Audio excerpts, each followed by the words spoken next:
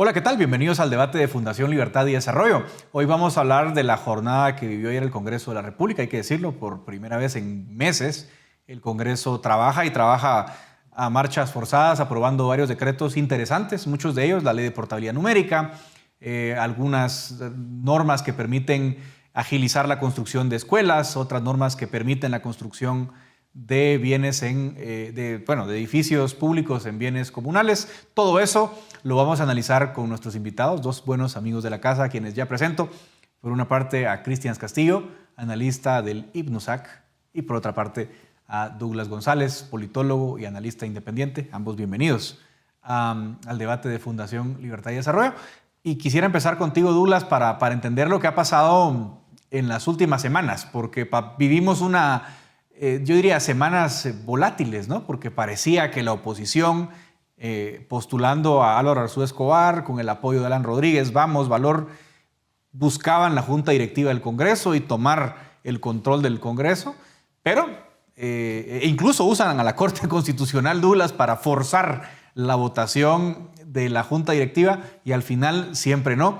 El oficialismo, en una alianza Frankenstein, hay que decirlo también, logra controlar más o menos la Junta Directiva, y ahora vemos avances legislativos. ¿Cómo lo estás viendo, Douglas? Bienvenido. Yo creo que lo que sucedió y que se tiene claridad es que el gobierno había venido llevando la negociación de una forma un poco desordenada, podría decir, poco ortodoxa, tocando puertas de actores que uno pensaría que estaban fuera del listado, fuera del menú de las opciones posibles que tenía el gobierno. Y de alguna forma dando marchas hacia atrás de la coalición, que fue la que sostuvo al gobierno, la que le dio posesión y la que sostuvo al gobierno los 2 años en una alianza a veces tibia, a veces fría, pero que mal que bien había llevado las cosas del oficialismo, la agenda del oficialismo adentro del Congreso. Creo que también hay una réplica de aquel terremoto que significó la ruptura del gobierno entre raíces y semilla, y que de esa cuenta se veía a Samuel Pérez como un actor no validado para negociar con el gobierno. Y este río revuelto al final fue el que llevó a la posibilidad de que la oposición, liderada por Alan Rodríguez, Álvaro Arzú, Felipe Alejos, plantearan una junta directiva o la posibilidad de una junta directiva con posibilidades reales. Y estuvieron realmente a una votación de lograrlo, ¿verdad? Eso creo que tal vez es el contexto que abre. Y luego pues ya podemos explicar qué fue lo que pasó a partir de finales de octubre, y cuando regresamos al 4 de noviembre las condiciones ya han cambiado drásticamente. Bueno, y antes, creo que aquí Douglas nos pone el dedo en el punto en la I, ¿verdad, Cristian? Porque efectivamente no hay que olvidar que Guatemala siempre suele estar al límite, ¿no? En la política, y eso que dice Douglas no me parece un detalle menor, ¿no? O sea, tenías una oposición que ya tenía prácticamente el pastel en el horno y siempre no, y se reconfigura un poco esa coalición, aunque creo que luego también, Cristian, al elegir esa junta directiva, ya los perdedores se dan cuenta que no hay mucho sentido de pelear y queda elegida una junta por 140 votos. ¿Cómo viste tú esa parte? Lo primero que hay que puntualizar es que efectivamente la elección de la Junta Directiva para el año 2026 es la antesala de los vientos que soplan en el Congreso de la República y que por fin despolarizan el infantilismo de una pésima oposición que ha intentado durante 2 años estrangular y debilitar al gobierno desde la actividad legislativa, y por otro lado un infantilismo de un oficialismo que nunca tuvo una agenda legislativa clara y que tampoco responde a un proyecto de visión de país, que aunque tuvo el control estos 2 años de la Junta Directiva del Congreso, llevaron al punto del entrampamiento y de la parálisis en los últimos 6 meses al Congreso de la República. La elección de la Junta Directiva a mí me parece que lo que hace es despolarizar de estos dos actores adentro del Congreso de la República, desplazar el centro de poder hacia otros actores, en este caso bastante antiguos, es decir, gente que conoce muy bien el Congreso de la República. El nuevo presidente del Congreso es uno de los diputados decanos del actual Congreso, con más de 20 años de estar en el Poder Legislativo, y que empieza a dejar en claro que van a cambiar las dinámicas de ese legislativo en los próximos 2 años, y que ya no van a estar en manos de esa lucha infantil entre oposición y oficialismo.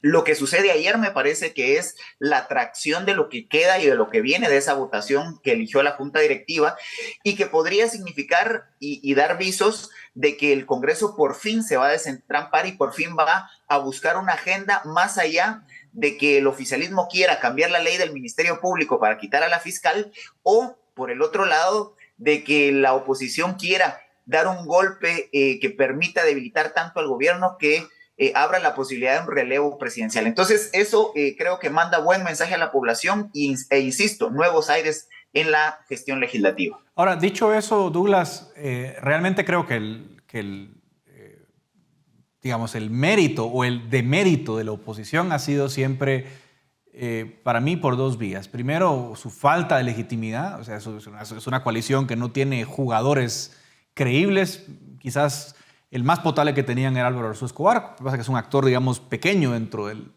país del Congreso, pero Alan Rodríguez y la gente, digamos, de Vamos no tenían muchos elementos para pelear. Y la segunda, lo que decía Cristian, ¿no? Siempre la apuesta de la oposición dura fue jugar digamos, a la agenda golpista, digamos, por decirlo de alguna forma. Y eso creo que debilitó mucho sus probabilidades siempre a lo interno del Congreso. ¿Cómo queda, crees, esa oposición tomando en cuenta, y aquí vamos a entrar un poco a la votación, que ayer Vamos, por ejemplo, que era el gran bloque de oposición, porque tenemos en oposición básicamente tres bloques duros, digamos.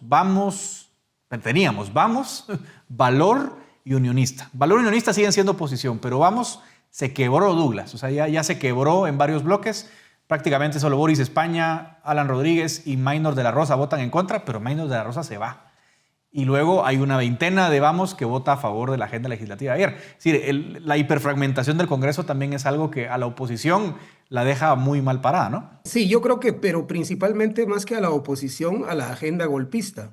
Y es que esto tiene varias explicaciones. La primera es que el punto de inflexión real para poder acometer una nueva captura del Estado era ahora, ¿verdad? Era creando una coalición que significara suficiente tracción para las elecciones del próximo año y que esto le significara a este grupo golpista poder retomar el control de las instituciones para un periodo de más largo aliento, lo que significaría no solo sacar al presidente, sino además una especie de termidor de la Revolución Francesa, ¿verdad? El retorno al antiguo régimen. Sí. Y eso fue lo que realmente sucedió en esa victoria de esta coalición y en la derrota de la oposición.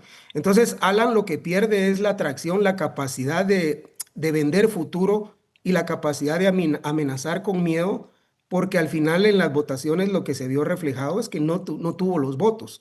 Entonces, creo que esa es la lectura, la primera que da esta correlación de fuerzas que no permite esa captura, pero ojo también, ¿verdad? Tampoco hay ninguna garantía que vaya a salir algo ideal como lo que muchos románticamente quieren pensar, ¿verdad? El Congreso es lo que es y esa correlación que se cristaliza ahí es lo que es. Y tal vez si quisiéramos tener una prueba muy cercana de cómo podrían ser las cosas, pues tendríamos que remitirnos a la Corte Suprema de Justicia que se eligió y las expectativas que ahí hubo y lo que finalmente resultó, ¿verdad? Para ponernos en un plano realista, un freno a la agenda golpista, pero una incertidumbre aún de lo que podría suceder en el 2026.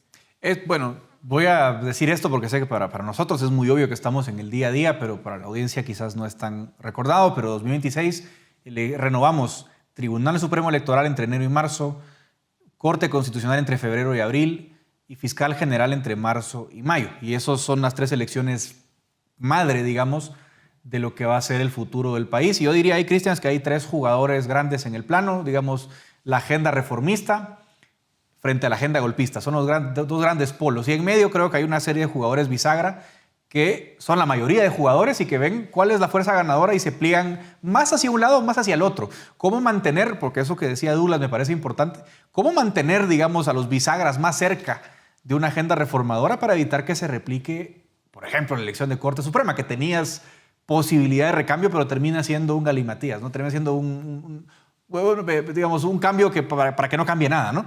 Es decir, ¿cómo crees que están las claves ahí para el 2026? Y en todo caso, ¿cómo ves a la agenda golpista en esa serie de designaciones? Me parece que las dos agendas, la golpista y la agenda que se ha denominado como la agenda oficialista, digamos, están fuera de la jugada.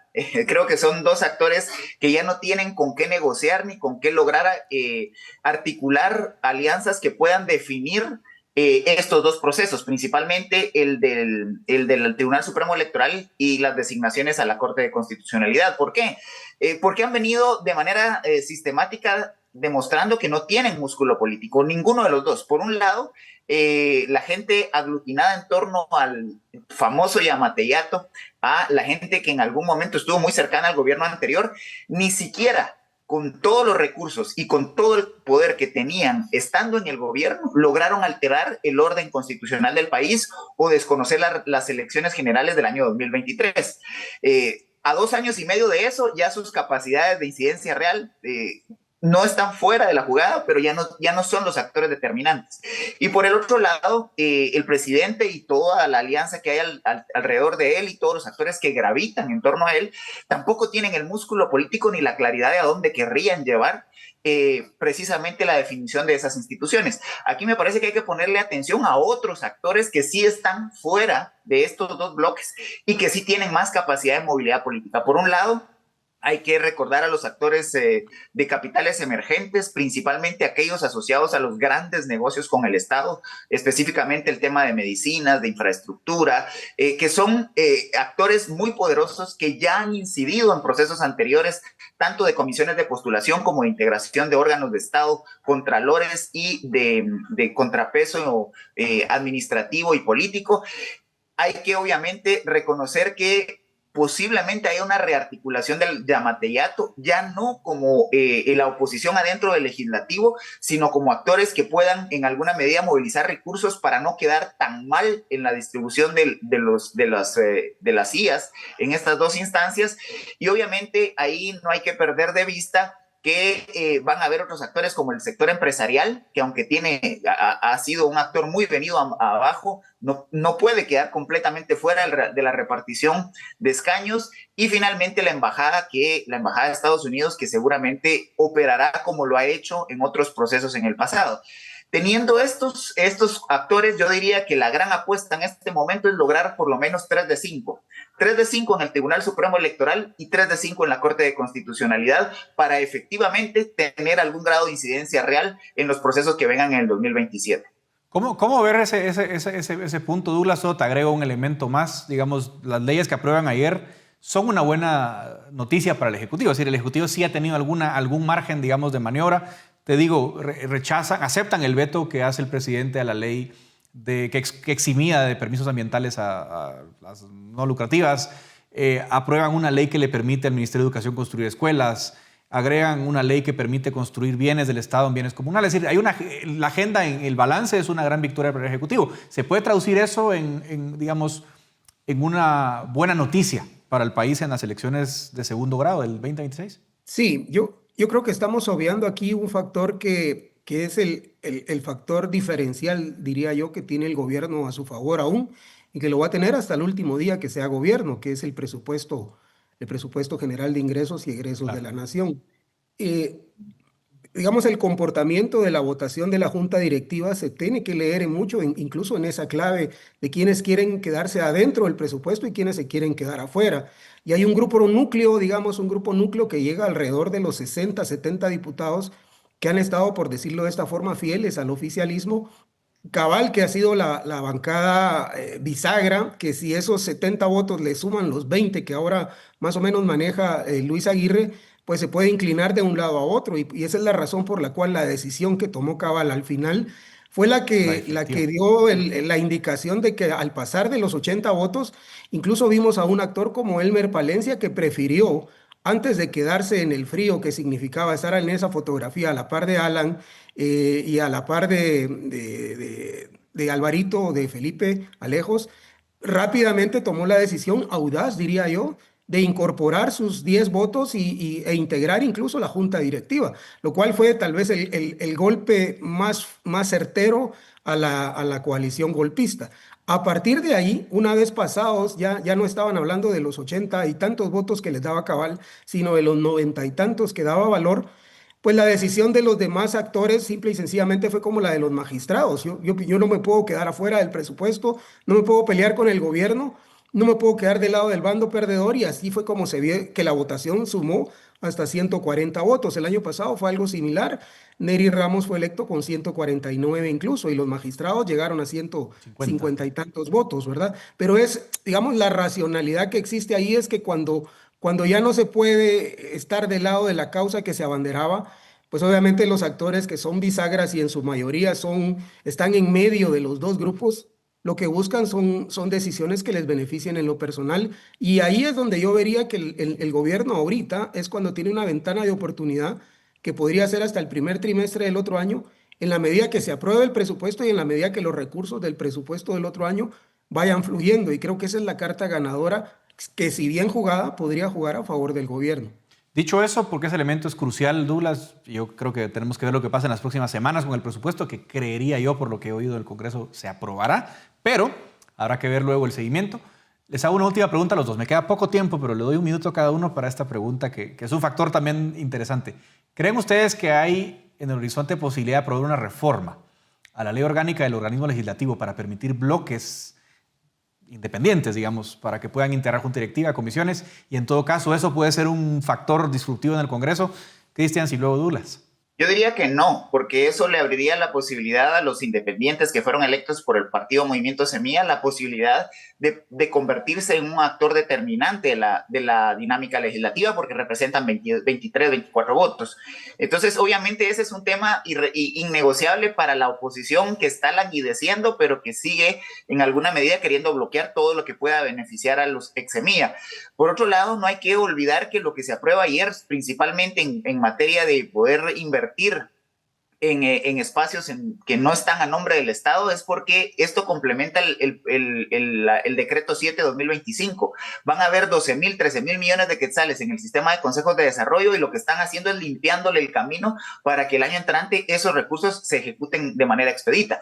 Y coincido plenamente con Douglas, nadie quiere estar con el caballo perdedor, todos quieren estar con el que gana, pero además todos quieren estar en la repartición de los recursos el año entrante, porque eso capitalizará a muchos para las elecciones y sus campañas en el 2027. Solo agrego un detalle a esta pregunta para que dejarles responder a Douglas, pero el hecho de que cambie la ley orgánica legislativa también cambiaría el tamaño de algunas bancadas. Hoy por hoy, el gran ganador de la repartición de comisiones en enero es Vamos. Si cambia la ley, cambia la repartición de comisiones, pero no sé cómo ves tú esa posibilidad, Douglas.